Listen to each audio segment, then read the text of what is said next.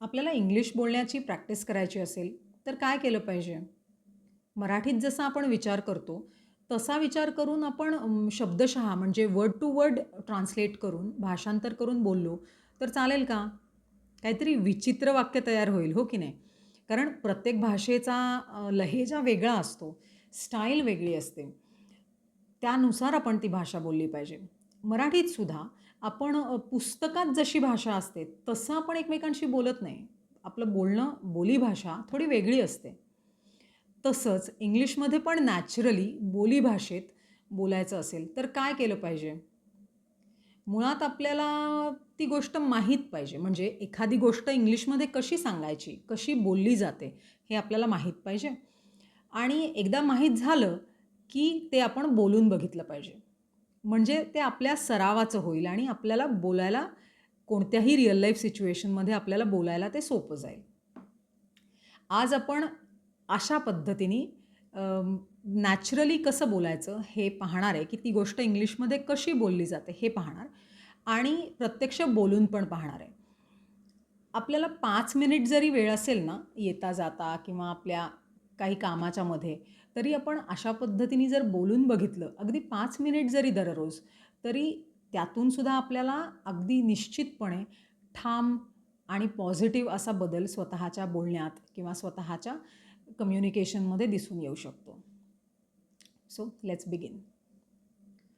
समजा आपल्याला असं म्हणायचं आहे, या खोलीच्या मानाने हा टीव्ही जरा मोठा वाटत नाही आहे का? तर आपण कसं म्हणणार? Don't you think this TV seems oversized for this room? Don't you think this TV seems oversized for this room किंवा फॉर दिस स्पेस असं आपण म्हणू शकतो.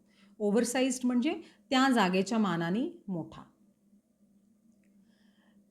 त्यापेक्षा आपण थोडा छोटा टीव्ही या जागेच्या मानाने योग्य असा टीव्ही घेऊया का? असं आपल्याला म्हणायचं आहे. कसं म्हणणार आपण?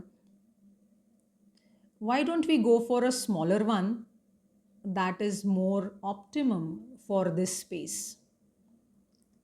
Why don't we go for हा जरी प्रश्न असला तरी हे आपण कॅज्युअली सजेस्ट करण्यासाठी किंवा सल्ला देण्यासाठी वापरतो.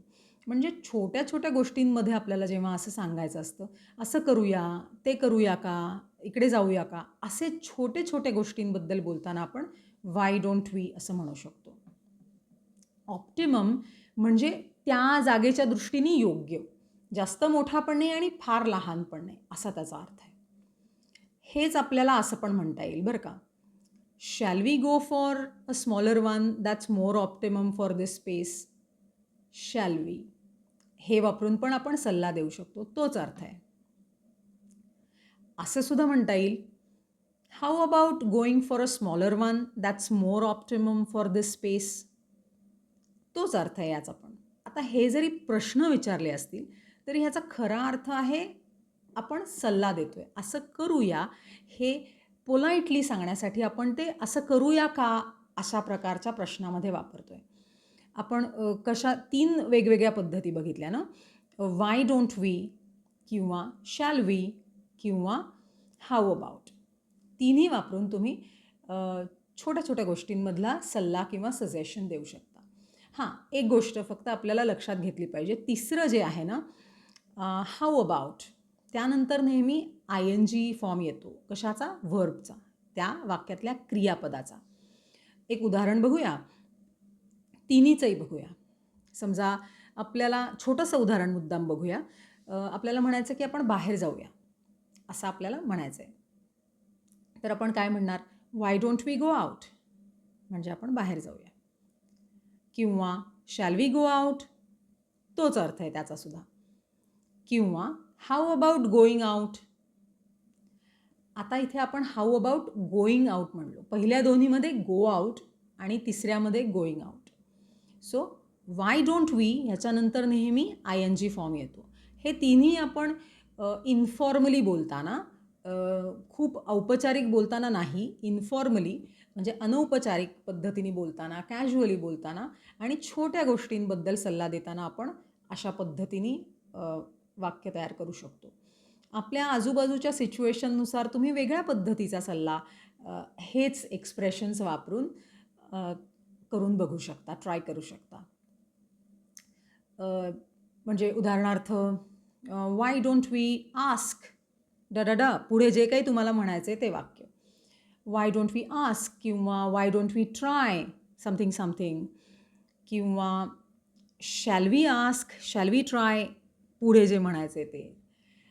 तसंच how about asking how about trying something something. अशा पद्धतीने आपल्या आजूबाजूच्या सिच्युएशन्सबद्दल बोलून पहा.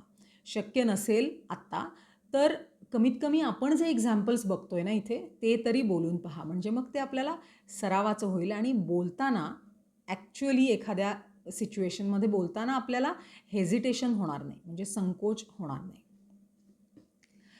समजा आता आपल्याला असं म्हणायचं आहे एखाद्या वेगळ्या सिच्युएशनमध्ये, तू सगळ्यांचं सगळं ऐकत बसू नकोस, तुला स्वतःला काय वाटतं ते कर, असं आपल्याला म्हणायचं आहे.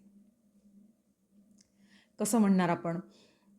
Avoid taking so many opinions, go by your instinct. Go by your instinct या एक्सप्रेशनचा अर्थ आहे की तुला आतून मनापासून काय वाटतंय ते कर, अंतःप्रेरणेने काय वाटतंय ते कर, असा त्याचा अर्थ आहे. हीच गोष्ट अशी पण म्हणता येईल बरं का. Too many cooks spoil the broth, I think you should go by your gut feeling. Too many cooks spoil the broth ही एक म्हण आहे. मराठीत कशा आपण म्हणी वापरतो ना तशाच इंग्लिशमध्ये पण वापरल्या जातात. आता या म्हणीचा अर्थ असा आहे, too many cooks spoil the broth म्हणजे एखाद्या कामात खूप जास्त लोक इन्व्हॉल्व झाले, त्यांनी इंटरफिअर केलं, त्यांची मतं घेतली, तर ते काम बिघडण्याची शक्यता असते किंवा ते काम बिघडतं, असा त्याचा अर्थ आहे. त्यामुळे तू असं करू नकोस, सगळ्यांचा सल्ला घेऊ नकोस, प्रत्येकाचं प्रत्येक गोष्ट ऐकू नकोस, हे सगळं न म्हणता आपण फक्त ही एक म्हण वापरली तर त्याचा अर्थ तोच आहे. Go by your gut feeling.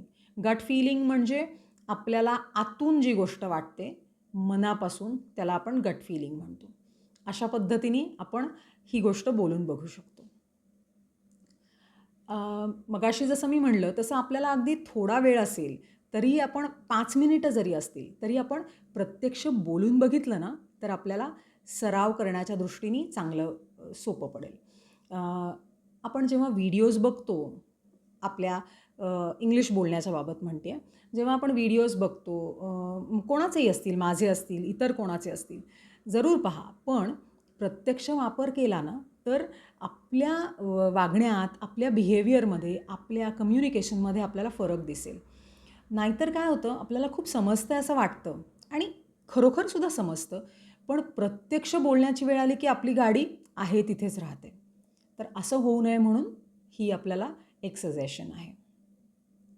अशा पद्धतीने बोलून पहा आणि काही शंका असेल तर जरूर विचारा. With these insights on practical ways of speaking or speaking practice. This is Deepa signing off.